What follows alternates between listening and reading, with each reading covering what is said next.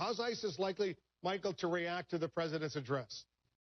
Well, I think they'll laugh, frankly. I mean, I heard in the president's remarks self-congratulation and cheerleading. We will destroy ISIL. We will defeat this death cult, as he called it. Look, Wolf, when the president came out and said ISIS has been contained, and he was speaking specifically to the geographical expanse of their so-called caliphate.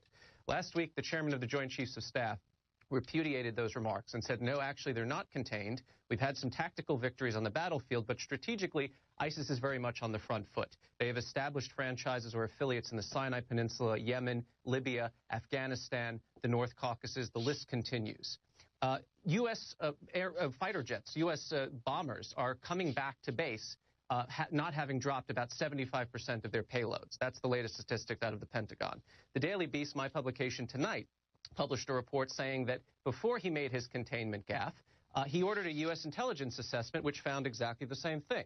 We're actually not winning this war. This is why the Defense Intelligence Agency, 50 different analysts got up and blew the whistle and said, we are being forced to cook the intelligence to make it seem like we're making more progress than we have done. ISIS's threat with respect to these new attacks, the president spoke as though this is an evolving thing, self-radicalization. The first year into his presidency, Wolf, Omar Farouk Abdul-Muttalib, the so-called underpants bomber, tried to blow up an airliner in the skies above Detroit. Omar Farouk Abdul-Muttalib was radicalized while he was sitting at University College London in Great Britain. We have been dealing with this menace for, well, almost a decade now. There's nothing evolved here.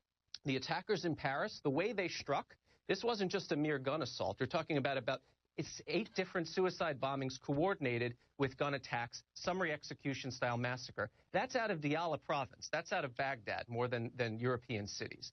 I have not heard, and I really wish the president would say this. Look, I screwed up. I underestimated the threat. I called him the JV team well after I was briefed and knew what al-Qaeda in Iraq had been up to, including strapping mentally disabled young girls with suicide bombs and marching them into police headquarters, including, by the way, holding terrain in Al-Anbar province as the Zarqawas did in the mid-2000s. We have to be very realistic here. I'm not talking about alarmism, I'm not talking about fear-mongering, and I applaud him for drawing this distinction between Islam and ISIS.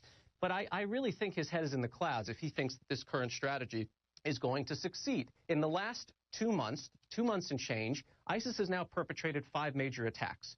3 of them have been in NATO countries, Wolf. Okay, this is not a contained threat. This is not something that we can sit, go to bed quietly at night and think, the United States of America is going to be victorious, and certainly not by the end of this president's term. As he himself has said before, this is going to be something that the next president is going to deal with.